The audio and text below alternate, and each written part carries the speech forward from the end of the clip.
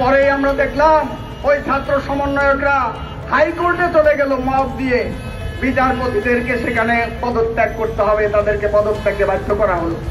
বিভিন্ন স্কুলে যাওয়া হলো, হেডমাস্টারদের মাস্টারদের তাদেরকে পদত্যাগ করানো হলো, তাদেরকে অপমান করা হলো, লাঞ্ছিত করা হলো। কলেজে যাওয়া হলো, বিশ্ববিদ্যালয়ে যাওয়া হলো, সেখানে শিক্ষকদেরকে অপমান করে লাঞ্ছিত করে এই মব সন্ত্রাসীরা তাদেরকে পদত্যাগে বাধ্য করলো। আমরা দেখলাম এই মব সন্ত্রাসীদের বিরুদ্ধে এই অন্তর্বর্তীকালীন সরকার কোনো ব্যবস্থা গ্রহণ করে নাই। তারা সম্পূর্ণ ব্যর্থ।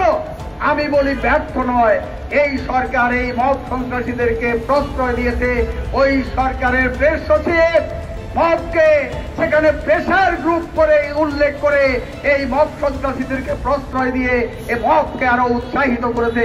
সংগ্রামী বন্ধুগণ, আমরা সেই ঘটনার তীব্র নিন্দা এখানে জানাই।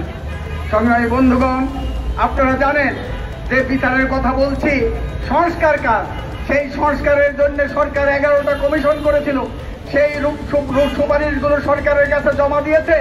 সেই সুপারিশ যেগুলো সংবিধান পরিবর্তন করতে হবে না, আইন করে অধ্যাদেশের মাধ্যমে যেগুলো বাস্তবায়নযোগ্য সেগুলো বাস্তবায়ন করার কথা, কিন্তু আমরা সেখানে দৃশ্যমান কোনো অগ্রগতি দেখছি না। 6টা কমিশনের রিপোর্ট দিয়ে রাজনৈতিক দলগুলোকে মতামত দিতে বলেছিল। স্প্রেডশিট করে 166টা তারা সুপারিশ সেখানে দিয়েছিল। সেইটার মধ্যে বিভিন্ন দলের মতামতের ভিত্তিতে 62টা সুপারিশ তারা একমত বলে ধরে নিয়েছে। সেগুলো বাস্তবায়ন করার কোনো উদ্যোগ নাই। যেই সুপারিশগুলো বাস্তবায়ন করতে সংবিধানের সংশোধন লাগবে, সেই ধরনের 20টি বিষয় নিয়ে ঐক্যমত্য কমিশন গঠন হয়েছিল। প্রধান উপদেষ্টার নেতৃত্বে 6টা সংস্কার কমিশনের প্রধানদের নিয়ে ঐক্যমত্য কমিশন। সেই ঐক্যমত্য কমিশনে 3রা জুন থেকে 31শে জুলাই পর্যন্ত 23 দিন আমরা সভা করেছি 30টি রাজনৈতিক দল। সেই সভার মাধ্যমে আমরা দেখেছি সেখানে কোন কোন বিষয়ে আমরা ঐক্যমত্য হয়েছি সবাই। কোন কোন বিষয়ে কোন কোন দল নোট অফ ডিসেন্ট দিয়েছে যে আমাদের আপত্তি আছে, কিন্তু ঐক্যমতের স্বার্থে আপনারা সেটা আমাদের আপত্তি সহ সেটা গ্রহণ করুন। আমরা দেখলাম কিন্তু এই ঐক্যমত্য কমিশনে প্রধান তিনি বলেছিলেন 5ই অক্টোবর 15ই ফেব্রুয়ারি সমস্ত রাজনৈতিক দলগুলোর সামনে ঘোষণা করেছিলেন সব রাজনৈতিক দল মিলে যেই বিষয়ে একমত হবে সেটাই হবে ঐক্যমত। যেখানে ভিন্ন মত থাকবে সেটা দূরে সরিয়ে রাখবো, পরবর্তী নির্বাচিত সরকারের জন্য রেখে যাব। আর যেখানে 19-20 আছে সেইগুলো আমরা আলাপ আলোচনা করে কাছাকাছি আসার চেষ্টা করব। কিন্তু আমরা দেখলাম ঐক্যমত্য কমিশনে তিনি সেখানে সভাপতিত্ব করতেন ঐক্যমত্য কমিশনের সহসভাপতি অধ্যাপক আলী রিয়াদ, এবং কমিশন জোর করে তাদের মতামত চাপিয়ে দেওয়ার জন্য প্রয়াস চালালো। আমরা বললাম এইটা প্রধান উপদেষ্টার ঘোষণার প্রতিশ্রুতির বরখেলাপ, এটা ঐক্যমত্য কমিশনের যে নীতি সেটার বরখেলাপ। কোনো কিছু কাউকে জোর করে চাপিয়ে দেওয়া যাবে না। আমরা সে কারণে বলেছিলাম এখানে যে রাজনৈতিক দলগুলো আছে, ইসলামী রাজনৈতিক দলগুলো আছে, স্বাধীনতাবাদী রাজনৈতিক দল আছে, জাতীয়তাবাদী রাজনৈতিক দল আছে, বামপন্থী রাজনৈতিক দল আছে, এক একজনের এক একটা আদর্শ, সব আদর্শ একসাথে একমত করা যাবে না। কাজে যার যার আদর্শ নিয়ে তারা রাজনীতি করবে, জনগণের কাছে যাবে, জনগণের ম্যান্ডেট পেলে তারা রাষ্ট্র ক্ষমতায় যাবে, তাদের আদর্শ বাস্তবায়ন করবে। এর বাইরে কোনো পদক্ষেপ আমরা গ্রহণ করতে পারি না। কিন্তু আমরা লক্ষ্য করলাম ঐক্যমত্য কমিশনের পক্ষ থেকে সংবিধানে যে রাষ্ট্রীয় 4 মূলনীতি আছে, গণতন্ত্র, সমাজতন্ত্র, ধর্মনিরপেক্ষতা, জাতীয়তাবাদ, সেইটা বাদ দিয়ে তারা মুক্তিযুদ্ধের ঘোষণাপত্রে যে ছিল সাম্য, মানবিক মর্যাদা, সামাজিক সুবিচার, এইগুলো যুক্ত করতে চায়। তার সাথে বলতে চায় ধর্মীয় স্বাধীনতা এবং সাম্প্রদায়িক সম্প্রীতি। আমরা বলছি যে 4 মূলনীতি যেটা বিদ্যমান আছে সেটা বহাল রেখে তার সাথে এইগুলো যুক্ত করলে আমাদের কোনো আপত্তি নাই। কিন্তু তারা 4 মূলনীতিকে উপরে ফেলতে চায়। কেন ফেলতে চায় সেই সম্পর্কে 2-4টা কথা আমি আপনাদেরকে বলি। মাঠে ইতিমধ্যে দেখেছেন যে এই অন্তর্বর্তীকালীন সরকার ক্ষমতায় আসার পর একদল বাংলাদেশের জাতীয় সঙ্গীত পরিবর্তন করতে চেয়েছিল। একটা মহল বাংলাদেশের জাতীয় পতাকা সেটা পরিবর্তন করতে চেয়েছিল।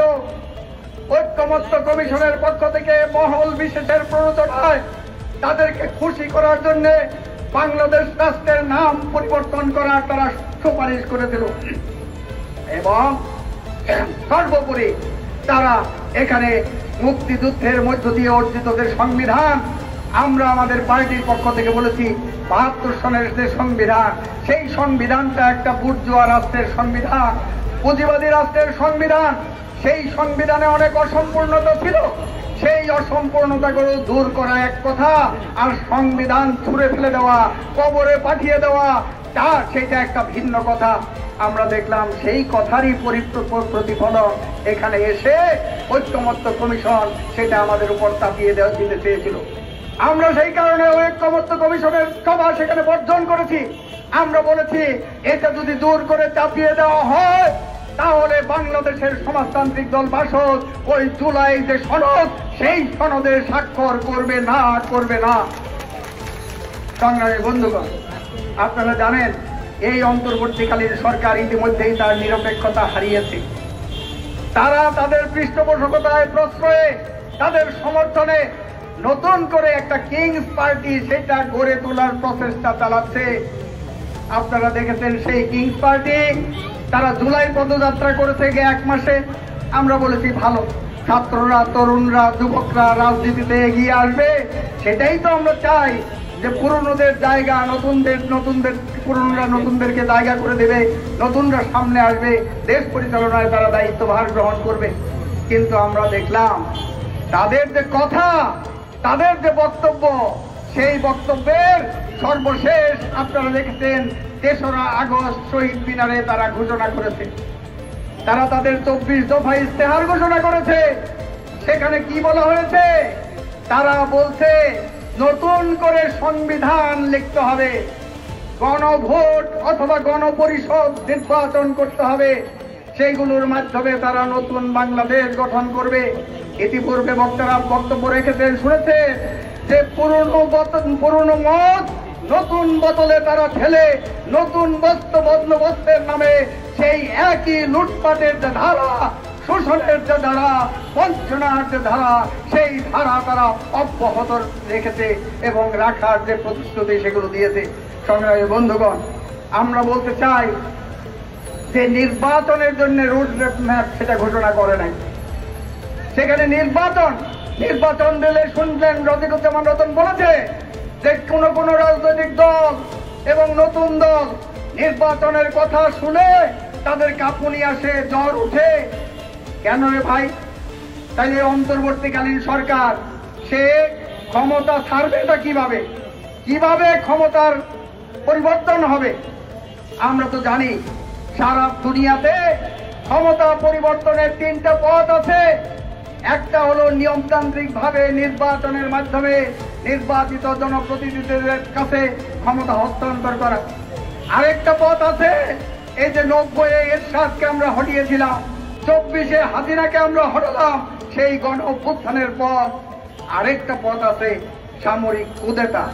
তাইলে আমরা এই ডক্টর ইউনূসের যে অন্তর্বর্তীকালীন সরকার, সেই সরকার কি আমরা আরেকটা অভ্যুত্থানের মাধ্যমে উৎখাত করব, পরিবর্তন করব, নাকি সামরিক বাহিনী করে এই ইউনূস সরকারের সেখানে পরিবর্তন করবে?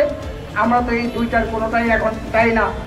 আমরা চাই একটা নির্বাচনের মাধ্যমে জনগণ যাদেরকে ভোট দিবে সেই নির্বাচিত প্রতিনিধিদের কাছেই ইউনূস সরকার ক্ষমতা হস্তান্তর করে এই ক্ষমতার পরিবর্তন সেটা সাধন করবে নিয়মতান্ত্রিক পথে। যদি তা না হয়, সেই পথে না যায়, তাহলে জনগণের কাছে তো পথ থাকেই খোলা যে অভ্যুত্থানের মাধ্যমেই আবারও নতুন করে বাংলাদেশে ক্ষমতার পরিবর্তন করবে, জনগণের যে ক্ষমতায়ন সেই ক্ষমতায়ন প্রতিষ্ঠা করবে। সংগ্রামী বন্ধুগণ, আজকে এখানে বলেন যে অনেকে বলেন যে মুক্তিযুদ্ধ, সেই মুক্তিযুদ্ধটা ছিল দেশের জনগণের যুদ্ধ, জনযুদ্ধ। সেটাকে আওয়ামী লীগ তারা দলীয়করণ করেছিল, আওয়ামী লীগের যুদ্ধ হিসেবে পরিণত করেছিল এবং মুক্তিযুদ্ধের চেতনা করতে করতে সেটাকে এমন জায়গায় নিয়ে গিয়েছিল যে মানুষ মুক্তিযোদ্ধা হিসেবে পরিচয় দিতে লজ্জাবোধ করত। আজকেও আমরা দেখলাম এই 24-এর গণ অভ্যুত্থানের পরে যারা নেতৃত্ব দিল সেই ছাত্ররা আজকে চাঁদাবাজি করে, গুলশানে চাঁদাবাজি করে। ওই রাজশাহী বিশ্ববিদ্যালয়ের এক সমন্বয়ক সে 70টা প্রতিষ্ঠানের কাছে জুলাই জাগরণ অনুষ্ঠান করার জন্য ৭৬ লাখ টাকাতে তাদের কাছে চিঠি দেয়। এখানে দেখা গেল গুলশানের তার বাসায় কোটি কোটি টাকার চেক মানুষের কাছ থেকে জমির দলিল সেগুলো নিয়ে যাচ্ছে। তাহলে এই যে জুলাইয়ের যে চেতনা, সেই চেতনাও ফিকে হয়ে যাচ্ছে। আজকে এই 1 বছরের মাথায় এসে অনেকে জুলাই যোদ্ধা হিসাবে নিজেদেরকে পরিচয় দিতেও লজ্জাবোধ, বিব্রত বোধ করছে। এই অবস্থার হাত থেকে দেশকে মুক্ত করতে হবে। সংগ্রামী বন্ধুগণ, কালকে 3 তারিখের সমাবেশে সেখানে আরেকটা ঘোষণা দিয়েছে যে তারা নতুন সংবিধান করবে, সেকেন্ড রিপাবলিক করবে। আচ্ছা বাবা, আমাদের দেশে তো সংবিধান আছে, সেই সংবিধান যদি কোনো দুর্বলতা থাকে, ঘাটতি থাকে, সেটা সংশোধন করেন। নতুন সংবিধান কেন? নতুন সংবিধানে কি নিয়ে আসতে চান? মুক্তিযুদ্ধকে খাটো করে 47কে সেখানে প্রতিস্থাপন করতে চান। এটা বাংলাদেশের মানুষ হতে দেবে না। আপনারা সেকেন্ড রিপাবলিক করতে চান, সেকেন্ড রিপাবলিক কেন? আমরা বাংলাদেশের মানুষ 71 সালে পাকিস্তানি উপনিবেশিক শাসনের বিরুদ্ধে লড়াই করে 9 মাসের সশস্ত্র যুদ্ধ করে 30 লক্ষ মানুষ জীবন দিয়ে, 2.5 লক্ষ মানুষ নির্যাতন নিপীড়ন, মা-বোনরা নির্যাতন নিপীড়ন ভোগ করে আমাদের দেশ স্বাধীন হল।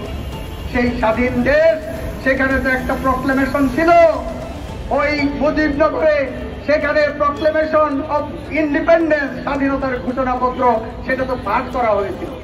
তাহলে নতুন করে আবার কোন স্বাধীনতা? নতুন স্বাধীনতা, দ্বিতীয় স্বাধীনতা যারা গড়ে তোলেন, ওই ইউনুস সাহেব ফ্রান্স থেকে আসার সময় বাংলাদেশে তখন দ্বিতীয় স্বাধীনতার কথা বলেছিলেন। এটা আবার একটা দেশ কয়বার স্বাধীন হয়? একটা দেশ তো স্বাধীন একবারই হয়। 71 সালে যদি স্বাধীন হয়ে থাকি, তাহলে 24-এ এসে 25-এ এসে আবার নতুন স্বাধীনতার প্রয়োজন কি? এখানেই রহস্য রয়েছে যে তারা ওই স্বাধীনতাকে স্বীকার করতে চায় না। তারা ওই স্বাধীনতাকে ভুলিয়ে দিতে চায়, যেটা স্বাধীনতা হয় নাই। এখনো তাদের মধ্যে পাকিস্তানের যে প্রীতি, সেই প্রীতি তারা রক্ষা করতে চায়। পাকিস্তানের প্রীতি তারা রক্ষা করতে চায়। দেখলাম আগামী 8 তারিখ না 9 তারিখ পাকিস্তানের পররাষ্ট্রমন্ত্রী এখানে আসবে। ইতিমধ্যে চীন, পাকিস্তান, বাংলাদেশ তাদের নিরাপত্তা চুক্তি করার জন্য সেখানে সম্ভব বৈঠক করছে। যদিও বাংলাদেশের পররাষ্ট্রমন্ত্রী এখন বলছে যে না, আমরা কোনো চুক্তি দেব না, একটা আলোচনা হয়েছে মাত্র।